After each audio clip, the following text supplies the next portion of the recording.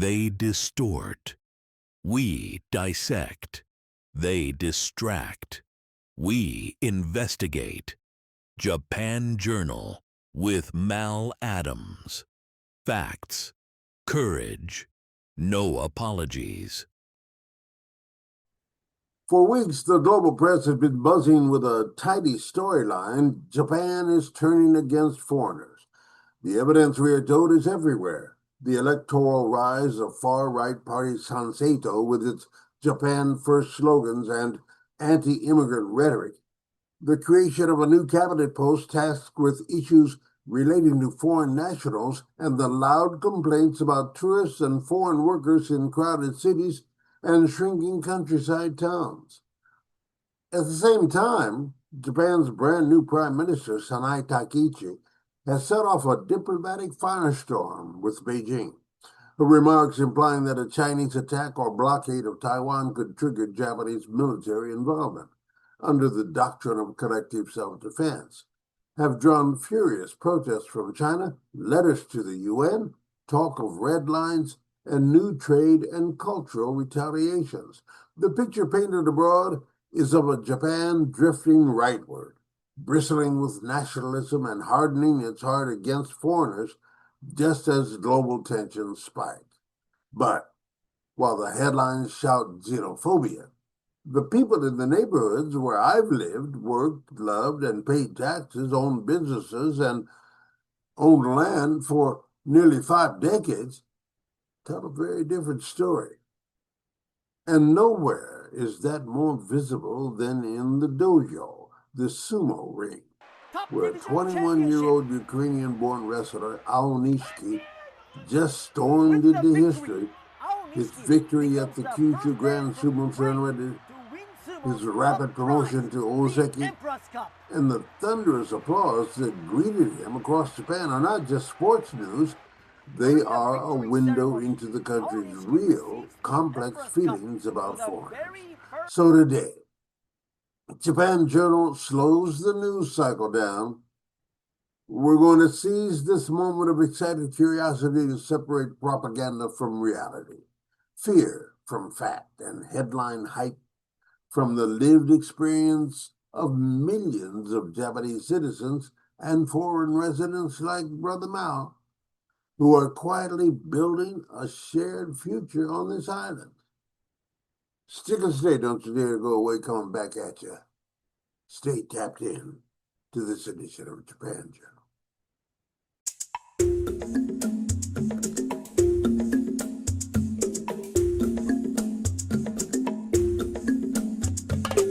From GNN, the Global News Network, a division of Totown Communications Company Japan. Japan Journal. With Mal Adams. A Black Buddha Productions joint, of Japan. And now, your host, Malcolm W. Adams. Let's begin with a young man who is quietly demolishing stereotypes one bout at a time. Aonishki, born Yavushishin Danilo in Ukraine, arrived in Japan in the spring of 2022, just weeks after Russia invaded his homeland. He entered professional sumo in 2023, sprinted up the ranks, joined the top Makuuchi division last spring, and has now been promoted to Ozeki after winning his first Emperor's Cup in Kyushu. This is not a big, bruising monster foreigner story. Aonishki is relatively small by sumo standards. It is a story of skill, discipline, and respect for Japanese tradition. His keisho mawashi, the ceremonial apron worn during ring entrance, features a sunflower, the national symbol of Ukraine. He's not hiding his identity. He's carrying it into the ring and bowing to the Shinto rituals of a sport that still sees itself as a guardian of Japan's cultural soul. Historically, foreign-born champions from Hawaii's Akimoto and Musashimaru to Mongolia's Hakuho and Hoshoryu have triggered bitter debates about whether outsiders were polluting sumo. There were even moratoriums on recruiting foreign wrestlers and rules limiting stables to a single non-Japanese rikishi. Today, the same sport that once worried about being overrun is celebrating a Ukrainian refugee success, not grudgingly but joyfully, as a sign of renewed energy in the traditional arena. In a moment, when some commentators abroad insist Japan is shutting its doors, the image of Japanese fans cheering a Ukrainian oseki tells another story. This society is far more open, ambivalent, and self-questioning than the cartoon of a xenophobic island would suggest. Now let's talk about the loudest voices in the room, Sanseito, the party of do-it-yourself. Founded in 2020, this far-right ultra-conservative party has made impressive electoral gains by promising a Japanese-first agenda, calling for strict limits on immigration, loyalty checks for foreign residents, and tighter controls on land and resources.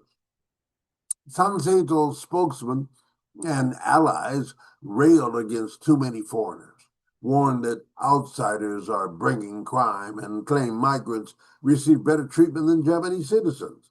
Their leaders have trafficked in anti-Semitic rhetoric and conspiracy theories, and some of their campaign messaging looks like a Japanese remix of Trumpism or European far-right populism. They have effectively used social media, YouTube, and street speeches to transform fringe anxieties into a national conversation. In the 2025 upper house election, Sanseito's vote share jumped into double digits, giving it 14 seats and making it a serious force in the Diet's upper chamber. That success has encouraged other politicians, not just from Sanseito, but other politicians want to flirt with anti-foreigner talking points, particularly around crime, welfare, and cultural cohesion. But if you stop your analysis there, you can say Japan is sliding into xenophobia. But if you step back and look at the data and the streets, a more complicated picture emerges. Studies showed that overall Japanese attitudes toward immigrants have remained surprisingly stable for decades, even as the rhetoric in election seasons gets nastier.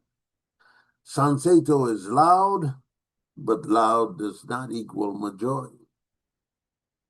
What has really spooked people inside and outside Japan is the combination of new institutions and old anxieties. In early November, Prime Minister Takaichi convened the first meeting of the Ministerial Council on the Acceptance of Foreign Nationals and the Realization of a Society of Well-Ordered and Harmonious Coexistence. The government is also drafting a basic policy on foreign national issues by January 2026. On paper, that sounds like a technocratic exercise. In practice, it lands in a tense environment where the Japan Innovation Party, JIP, and others have floated ideas like total volume control on the number of foreigners. And some lawmakers talk about caps and quotas as if foreign workers were radioactive waste. Meanwhile, the government announces new measures to crack down on visa overstayers and illegal activities by foreign nationals, citing numbers of about 71,000 people overstaying as of mid-2025, a tiny fraction of Japan's population, but a convenient statistic for fearmongers. In Osaka and other cities, we have seen counter-protests as well as rallies against exclusionary rhetoric, with Japanese citizens taking to the streets to denounce hate speech and demand fair treatment to foreigners. In other words, there's a political struggle underway inside Japan itself over what kind of society this nation wants to become. From my vantage point, as a Black American journalist and permanent resident who has lived through the bubble years, the lost decades, and now the demographic crunch, these new councils and policy drafts are not proof that Japan hates foreigners. They are proof that Japan knows it can't survive without us, but is still struggling to set the rules of engagement. We must be honest. Xenophobia is not new in Japan. This is an island nation that long practiced sakoku, official seclusion from the outside world, that built myths of purity and homogeneity, that has discriminated against Ainu, Okinawans, Murakami, Koreans, and Chinese migrants inside its borders for generations. That history still echoes in laws, social hierarchies, and quiet prejudices. But the mistake Western commentators often make is to treat that history as unchanged and unchanging, as if Japan were frozen in an Edo period woodblock print. In reality, the Japan I walk through every day is full of contradictions. A society that still has discriminatory landlords, yet where Nigerian brothers run bars in Roppongi, Vietnamese workers keep farms and factories alive, Brazilian, Japanese kids fill classrooms in Aichi, and a Ukrainian kid can become a national sumo hero in 3 years. Yes, there are far-right activists wrapped in the national flag, shouting about crime and safety, and warning of social collapse if foreigners move into their neighborhoods. But there are also old ladies at the neighborhood shrine who greet me, Malcolm-san, makodachi genki desu ka? Asking about my grandchildren and wishing me well. There are shopkeepers in Kakiya City, where I live, and Shizuoka, who worry less about my passport and more about whether anyone will still be around to carry the festival float in 20 years. Historically rooted caution toward the outside world is real, but it exists alongside curiosity, hospitality, and a very practical understanding. Japan's shrinking, aging society cannot function without foreign workers, students, and families. If you want to know what young Japan really feels about foreigners, don't just read the political pages, read the train. Look at the hairstyles, the sneakers, the playlists leaking out of earbuds. Black American culture is everywhere, from hip-hop and R&B to street fashion, sports, and slang. Japanese youth rap in Japanese over trap beats, wear locks and braids, and emulate the swagger of NBA stars and NFL highlight reels. Some of it veers into caricature, yes, and appropriation, yes, but there is also genuine admiration and a hunger for connection. Alongside that is a powerful wave of Korean popular culture, K-pop, K-dramas, Korean skincare, and street food, embraced by millions of Japanese fans, many of them young women. These same young people are supposed to be the future shock troops of xenophobia? I don't think so. Their tastes tell another story. They are consuming, remixing, and loving cultures far beyond their own shores. This doesn't magically erase racism or prejudice, no. You can love black music and still harbor anti-black bias. You can worship BTS and still vote for a party that wants immigration caps. But it does mean that the cultural ground is shifting under the feet of older nationalists. The lived reality of young Japanese, digital, global, hybrid, is out of sync with the fantasy of a sealed-off, ethnically pure homeland. When foreign critics insist Japan is uniquely hostile to outsiders, they ignore this generation. I hear their voices in clubs, classrooms, and convenience stores, and they sound far more like global citizens than gatekeepers. Behind the noise about too many foreigners lies a cold arithmetic. Japan's population is shrinking and aging. Entire villages are emptying out. Hospitals, nursing homes, factories, farms, and convenience stores cannot find enough young Japanese workers to stay open. The government's own documents acknowledging that certain sectors require foreign workers to cope with labor shortages stemming from population decline. Today, foreign nationals make up around 3% of Japan's population, and yet the entire political debate can make it sound as if half the country has been taken over. In reality, the system still tightly controls visas, permanent residency, and paths to citizenship. People like me, long-term residents, permanent residents, legally, know how many hoops we have to jump through to stay legal, pay taxes, and build a life here. The real crisis is not too many foreigners. The real crisis is that Japan has waited too long to build a fair, coherent, and humane immigration system that matches its economic needs and moral obligations. Instead of confronting that directly, some politicians find it easier to blame bad foreigners for isolated crimes, noisy tourists, or social unease.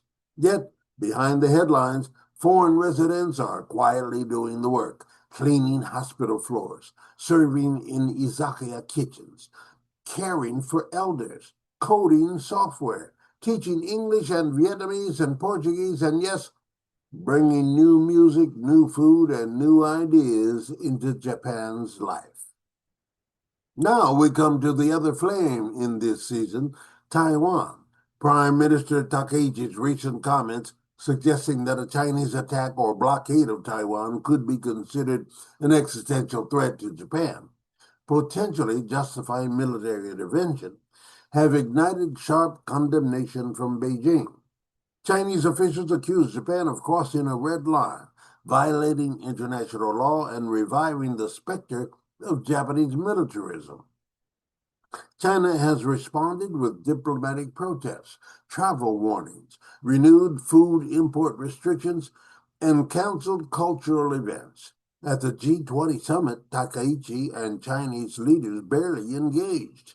And Chinese state media is painting Japan as a destabilizing force in the region. Here's the danger.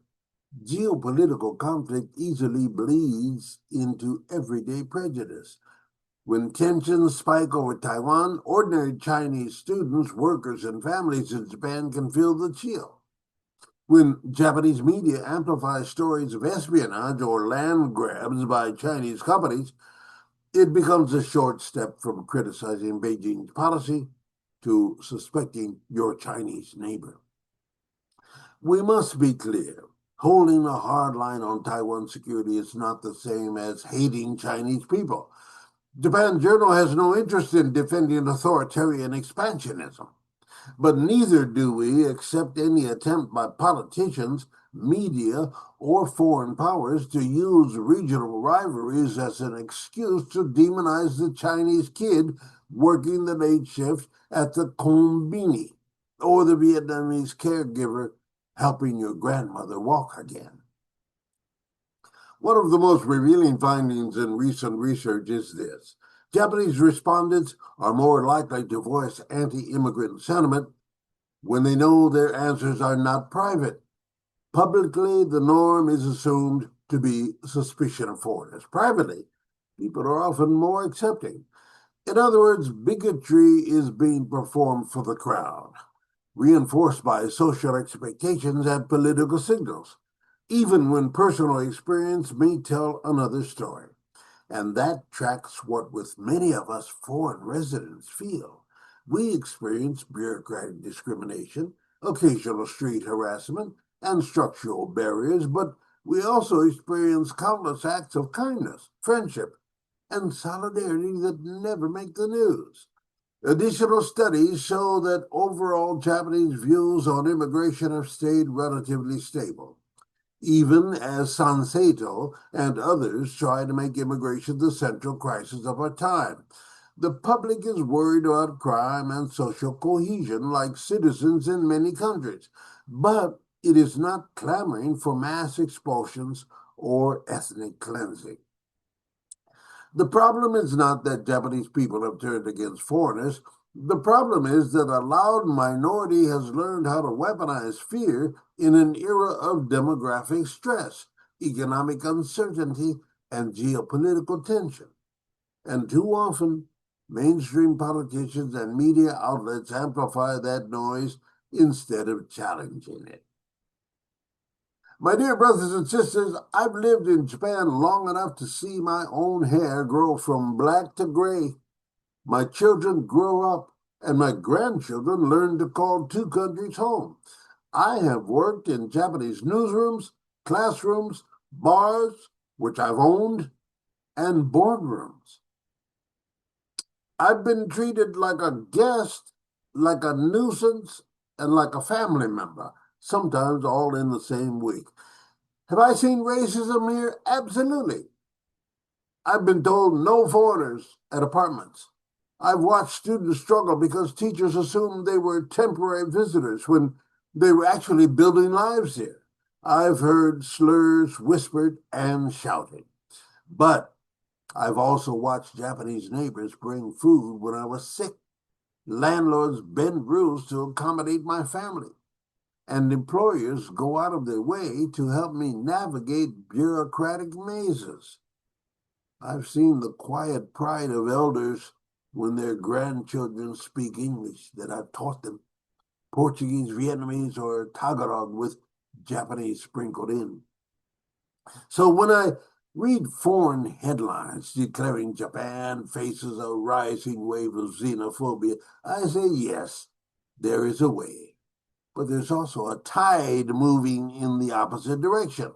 Japan is not a monolith. It is a living, arguing, evolving society where the struggle over how to coexist with foreigners is very much underway. So what do we do with all this? Here is my editorial verdict as Mal Adams, longtime resident and witness and professional broadcast journalist. Number one, foreign media must stop flattening Japan into a cliche. Reporting on Sanseito, anti-immigration speeches, and Takaichi's Taiwan rhetoric is important. But if you ignore Aonishi's sunflower in the dojo, the pro-immigrant protests in Osaka, or the government's own acknowledgement that foreign workers are essential, you are not revealing the truth. You are distorting it. Number two, Japanese politicians must stop using foreigner problems as a substitute for serious policy. Tightening visa rules will not fix a broken pension system, revive depopulated towns, or resolve the contradictions of an export-dependent economy in a turbulent region. Blaming foreign residents for broader structural issues is lazy and dangerous. Number three, foreign residents, including Black folks like me, must speak up with love and clarity, as I'm doing now. We are not just guests, we are stakeholders. When we see xenophobia, we must call it out. But when we see openness, kindness, and change, we must testify to that too, as I'm doing. Otherwise, we unintentionally reinforce the lie that Japan is a hostile land, best avoided. So in closing, Japan Journal's call to action. In the rise of Aonishi, the Ukrainian kid turned Ozeki, I see a parable for this moment. Here is a young man who came from a war-torn land, bowed to a foreign tradition, honored his own roots with a sunflower on his chest, and earned the respect of Japanese fans not by denying who he is, but by showing up every day with discipline and courage. In the anxious speeches of Sanseito and the hard-edged comments about Taiwan, I hear the fears of an aging nation grappling with a changing world, sometimes in constructive ways, sometimes in destructive ones. Those fears are real, but they are not prophecy. The future is not written solely by the loudest voices on the far right, nor by the angriest columns abroad. No. Japan Journal's mission, as we say, is first to reveal the truth, then to bring the proof. The truth is that Japan is not a simple story of open or closed, welcoming or xenophobic.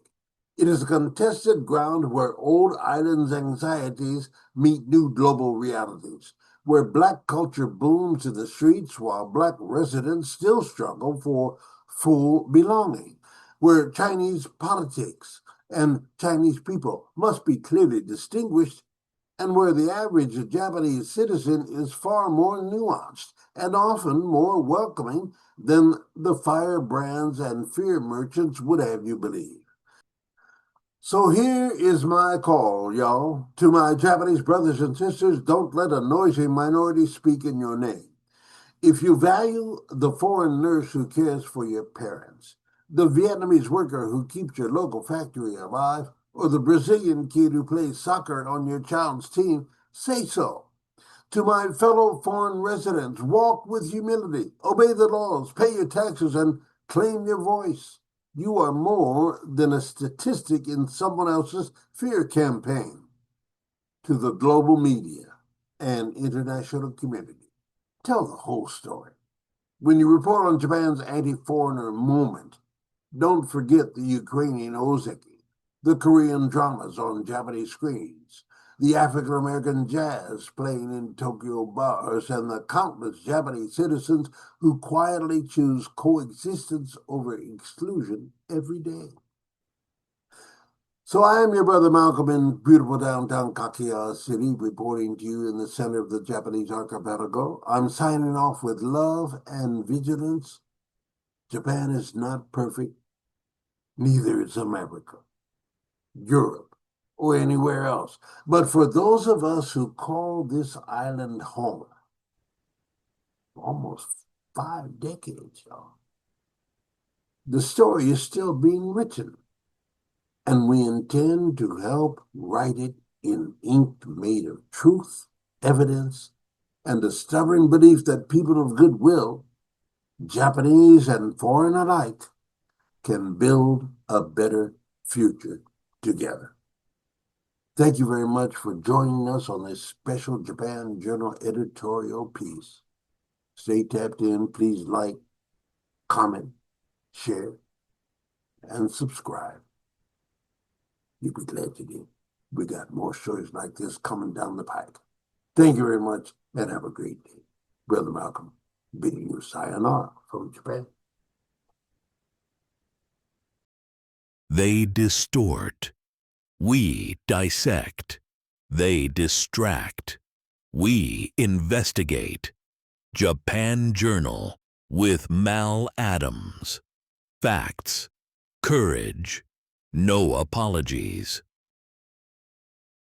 The air buzzed with tension as Mal Adams stepped into the bright Tokyo venue. Mal's voice cut through the noise as he asked his first question, the room holding its breath. Mal pressed on, his determination unwavering despite evasive answers. Chilling final words left an eerie silence as the press conference came to an abrupt end. Alone with his thoughts, Mal grappled with the weight of the unanswered questions. Stay tapped into this edition of Japan Journal with Mal Adams for the answers you seek in the top stories of the day. You'll be glad you did. Japan Journal with Mal Adams. Facts. Courage. No apologies.